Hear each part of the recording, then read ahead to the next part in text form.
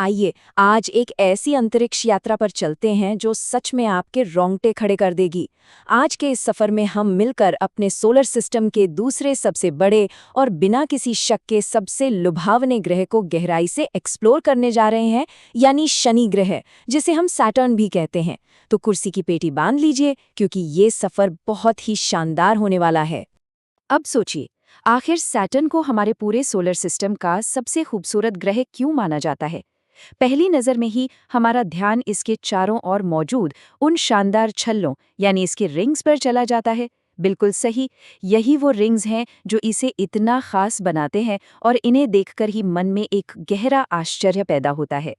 तो चलिए विशाल ग्रह की इस दुनिया में, इस गैस जाइंट की गहराइयों में कदम रखते हैं।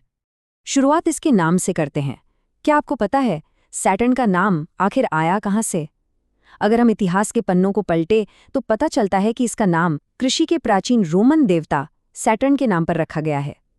ये छोटी सी बात हमें याद दिलाती है कि कैसे सदियों से इंसानों ने इन विशाल आकाशीय पिंडों को अपनी कहानियों और संस्कृति के साथ गहराई से जोड़कर देखा है।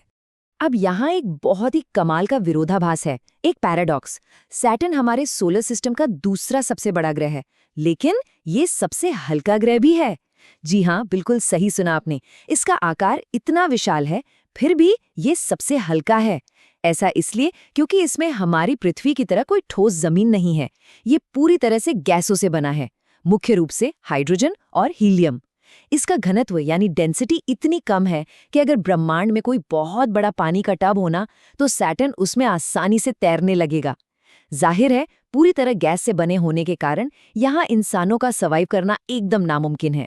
और जरा इस गैस जाइंट के समय चक्र यानी इसके टाइम स्केल के बारे में सोचिए। 29.45 साल, मतलब जब तक हमारी पृथ्वी पर लगभग 30 साल बीत जाते हैं ना, तब जाकर सैटर्न पर केवल 1 साल पूरा होता है, क्योंकि इसे सूरज का सिर्फ एक चक्कर लगाने में इतना लंबा वक्त लगता है।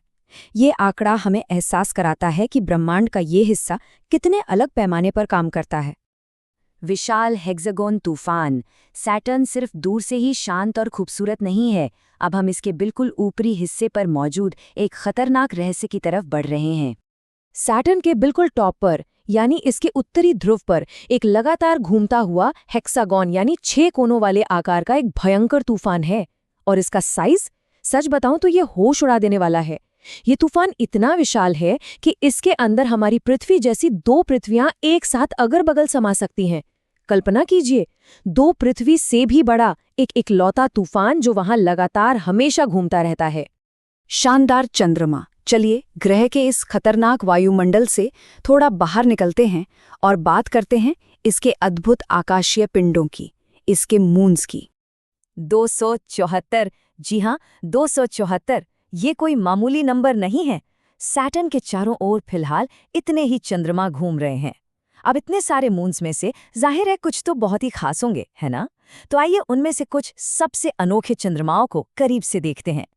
अब देखिए, यहाँ जो सबसे दिलचस्प बात है वो ये कि सैटर्न का सबसे बड़ा और सबसे चमकीला मून टाइटन कोई आम चंद्रमा नहीं है।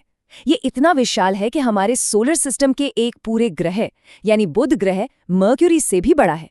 एक चंद्रमा होकर आकार में एक पूरे ग्रह को पीछे छोड़ देना सच में कमाल की बात है। लेकिन टाइटन सिर्फ साइज में ही बड़ा नहीं है, ये जगह बहुत ही अजीब है। इसका अपना एक बेहद घना वायुमंडल है, और जो बात इसे सबसे अलग बनाती है वो ये है कि इसकी सतह पर विशाल समुद्र और झीलें बहती हैं।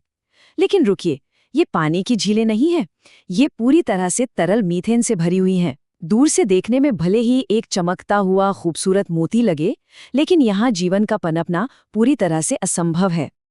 अब टाइटन से हटकर एक और मून को देखते हैं, एन्सेलाडस। ये सच में बहुत ही शानदार है। इसकी सतह एकदम ठोस है, यानी यहाँ स्पेसक्राफ्ट्स लैंड कर सकते हैं। लेकिन सबसे बड़ा सस्पेंस तो इसके बर्फीले सरफेस के बिल्कुल नीचे है, एक बहुत बड़ा पानी का महासागर। ये चंद्रमा अंतरिक्ष में पानी के विशाल फव्वारे यानी गीजर्स छोड़ता है, और जहाँ पानी है वहाँ जीवन की संभावना हो सकती है। ये ख्याल ही कितना रोमांचक है ना, कि शायद ये मून जीवन को सपोर्ट कर सकता है।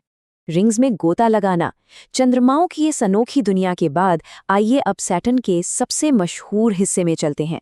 आपको बता दूं, अगर इन रिंग्स को बिल्कुल सीधे एंगल से देखा जाए तो ये एकदम कागज की तरह पतले नजर आते हैं।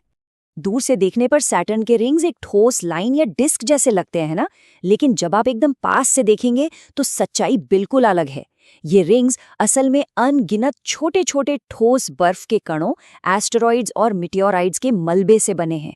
ये सब एक जगह रुके हुए नहीं है, बल्कि ये बर्फ और पत्थरों का एक बहुत ही अस्त व्यस्त लेकिन खूबसूरत डांस है जो सैटर्न के चारों ओर लगातार हो रहा है। अब अगर हम इन रिंग्स को थोड़ा और ध्यान से देखें तो एक सवाल जहन में आता है, इन रिंग्स के बीच में ये इतने बड़े बड़े काले रंग के खाली गैप्स क्यों मौजूद हैं? ऐसा क्यों लगता है कि बीच बीच में से किसी ने इरेजर से रिंग्स को मिटा दिया है? इस रहस्य का जवाब बड़ा ही मजेदार है, छिपे हुए सफाई कर्मी। दरअसल इन खाली गैप्स के बीच सैटर्न के ही कुछ बड़े चंद्रमा चक्कर लगा रहे हैं। जब यह मून अपने रास्ते से गुजरते हैं तो उनकी जबरदस्त ग्रेविटी अपने रास्ते में आने वाले बर्फ के सभी टुकड़ों को या तो खुद से टकराकर नष्ट कर देती है या किनारे धकेल देती है। सीधे शब्दों में कहें तो ये चंद्रमा उस पूरी लेन को एकदम साफ कर देते हैं, जिससे ये गहरे काले गैप्स बन जाते हैं। कई बार हमें इन रिंग्स पर एक बहुत बड़ा गहरा काला धब्बा दिखाई देता है। अब ये कोई खाली जगह नहीं है, दरअसल ये खुद सैटर्न की ही परछाई है। जब सूरज की रोशनी सैटर्न पर पड़ती है तो वो अपने ही बर्फीले रिंग्स पर एक बहुत बड़ा अंधेरा यानी ग्रहण जैसी परछाई डालता है।